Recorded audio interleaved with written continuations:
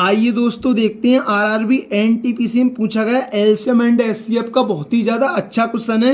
और ये question level 4 में 10 मई 2022 की फर्स्ट शिफ्ट में पूछा गया था। और ये बहुत ही ज़्यादा इंपॉर्टेंट क्वेश्चन है और समझने के ऊपर आधारित क्वेश्चन है।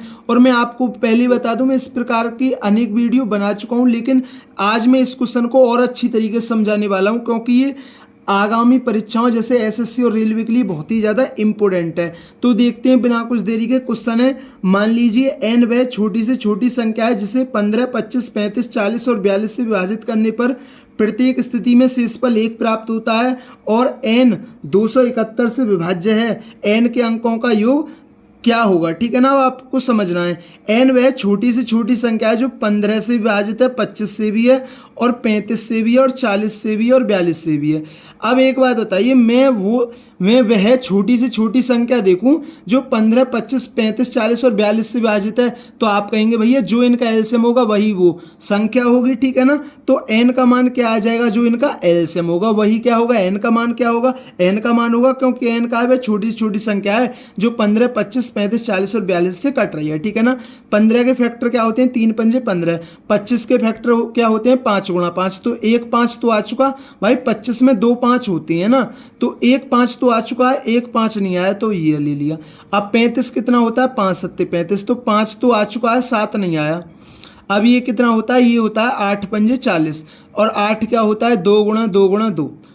अब देखिए 3 हमें 2 2 के लेने हैं, क्योंकि 1 भी 2 नहीं आया हमें, तो 3 हमें 2 2 के लेने हैं और 5 तो हमारा आ चुके हैं। 5 तो यहाँ 1 की जगह 2 2 आ चुके हैं। ठीक है ना, अब ये कितना होता है? ये होता है 7 6 42। अब ये 6 क्या होता है? 3 गुणा 2।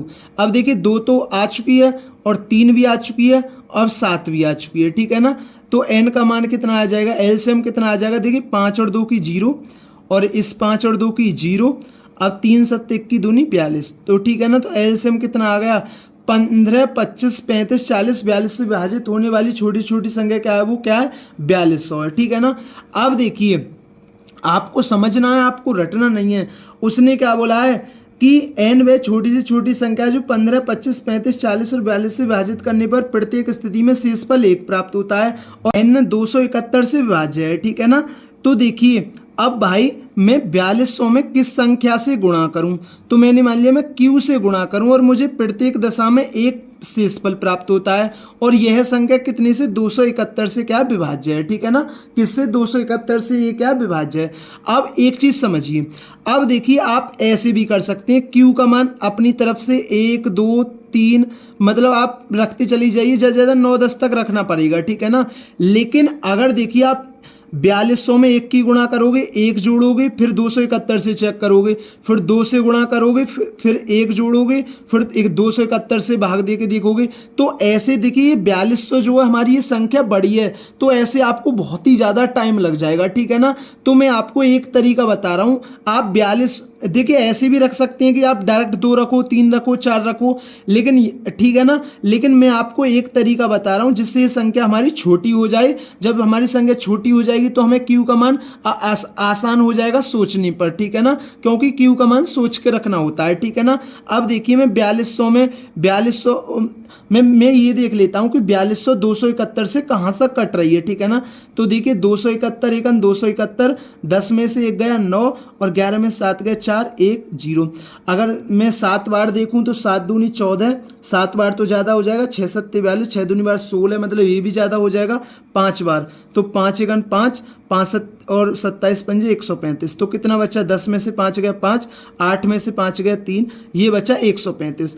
तो ये जो 4200 है ना, ये 271 से 15 बार तो पूरी बार कट रही थी, लेकिन शेषफल कितना था? 135। तो अब मैं 135 शेषफल को ले लेता हूँ। ठीक है ना, अब देखिए अब मैं Q का मान अपनी तरफ से सोच के रखूंगा तो मुझे यहाँ आसान हो जाएगा। ठीक है ना, क्योंकि यहाँ तो मुझे बहुत टाइम लगता कि मैं 3 रखता, मैं 4200 गुणा 3 प्लस 1 करता और फिर उसको देखता ये 271 से कट रही है नहीं कट रही, तो ये संख्या 4200 बढ़ी तो आपको बहुत टाइम लगेगा। लेकिन हाँ, तो अब आप आसानी से सोच पा रहे होंगे ना, 135 में 1 की गुणा करूंगा और 1 एक जोड़ूंगा तो 136 तो 271 से कटेगा नहीं, तो Q का मान क्या होगा मेरे भाई 2 होगा। 135 दूनी 270 प्लस 1 271, और 271 271 से कट रहा है, ठीक है ना। तो Q का मान कितना होगा, Q का मान आ गया 2। तो Q का मान कितना आ गया, Q का मान आ गया 2। आपको कोई दिक्कत, आप बोलोगे भैया हमें कोई दिक्कत नहीं है, आपने अच्छी तरीके से समझा दिया।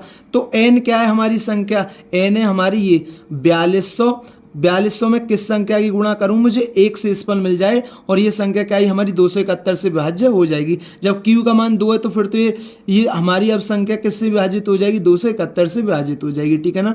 तो ये कितना आ गया, ये आ गया 8401 आ गया, ठीक है ना। तो देखिए ये n वह छोटी से छोटी संख्या जो 15, 25, 35, 40 और 42 से भाग देने पर प्रत्येक स्थिति में शेषफल आपको 1 मिलेगा, और ये संख्या 271 से पूरी बार विभाजित है। तो इसने क्या पूछा, n के अंकों का योग पूछा है।